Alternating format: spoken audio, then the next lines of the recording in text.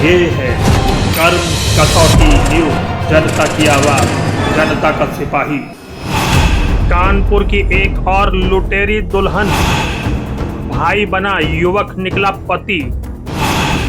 8 वारदातों के बाद पुलिस के चंगुल में फंसी। डीसीपी पश्चिम के क्षेत्र में ही पिछले साल भी कल्याणपुर में दबोची गई थी एक लुटेरी दुल्हन।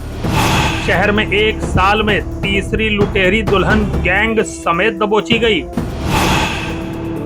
हैरत अंगेज अपराध कथा कानपुर की है, जहां पर ककवन पुलिस ने एक ऐसी लुटेरी दुल्हन को गैंग समेत धर दबोचा जो अपने पति को ही भाई बनाकर वारदातों को अंजाम देती थी।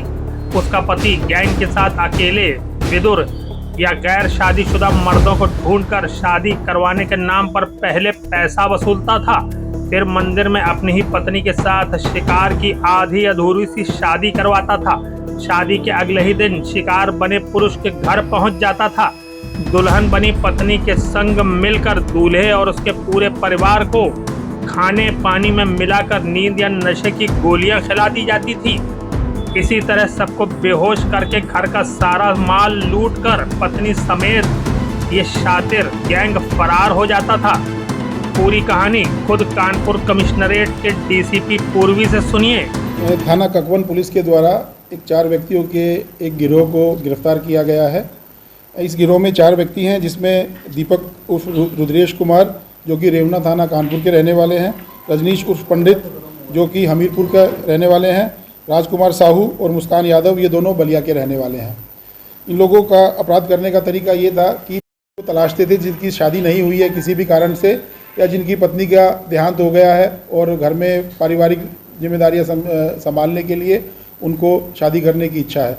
ऐसे व्यक्ति को ये पहले चिन्हित करते थे और उसको बाद में अप्रोच करते थे और उससे इस बात के लिए उसको राज़ी करते थे कि हम आपकी शादी करा देंगे और उसके बदले में आप हमारे को लगभग इतने पैसे दे दीजिएगा, जिससे जो कर पाएँ। जैसे किसी लोगों से इन्होंने 50,000 में किया है, किसी से 1 लाख में किया है। ऐसे इस हमारे केस में इन्होंने 70,000 रुपये में इस बात को तय किया कि हम आपकी शादी कराएंगे और पूरा हम उसकी जिम्मेदारी लेंगे और आप हमारे को इतने पैसे दीजिएगा।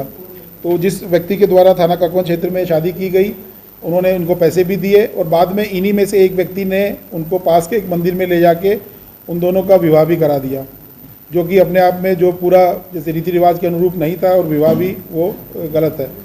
इसके बाद उनका ये तरीका रहता है घर में जाके वो 2-3 दिन घर में रहते हैं और साथ में अपने पति को अपना भाई बना के ये महिला लेके जाती है और मौका देख के घर पे जो बाकी सदस्य हैं उनको कोई नशे का कोई ऐसी दवाई उनके खाने में या पानी में मिलाकर पूरे घर को बेहोश करके घर में जो भी कीमती सामान है, जेवर है, नकद है, उन सबको लेके ये वहाँ से गायब हो जाते थे। इसमें कई बार व्यक्ति एक सामाजिक प्रतिष्ठा के चलते शिकायत भी नहीं करता है। इनके द्वारा बताया गया कि सजेती थाने में भी उन्होंने इसी प्रकार का एक घटना कुछ माह पूर्व कारित की है। उसके अलावा झांसी और औरैया में भी इन्होंने इस प्रकार की घटनाएं करने की बात स्वीकारी है। इनसे अभी पूछताछ की जा रही है। थाना सजेती की टीम भी इनसे पूछताछ कर रही है और औरैया और झांसी जनपद से भी हम संपर्क कर रहे हैं ताकि वहाँ से भी अगर इस अपराध के संबंध में कोई जानकारी होगी तो उसमें उस चीज़ को भी कनेक्ट किया जाएगा। कितने मामले के सामने आएंगे? अभी तक जो इन्होंने स्वीकारा, इन्होंने बोला है कि करीबन 7-8 शादियां इस महिला के द्वारा की गई है। जो इसमें महिला के साथ जो राजकुमार हैं ये इसके पति हैं। महिला की पहले भी एक बार शादी हुई थी जिसके अपने पति से इनका अलगाव हो चुका है और जो बच्चे हैं वो पति के साथ ही रहते हैं और वर्तमान में इनके द्वारा राजकुमार के साथ शादी करके अब राजकुमार के साथ रह रही है।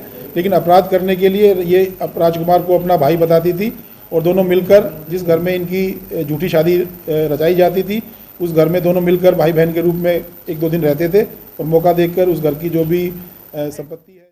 बता दें कि कानपुर जिले में लुटेरी दुल्हन के पकड़े जाने का पहला मामला नहीं है।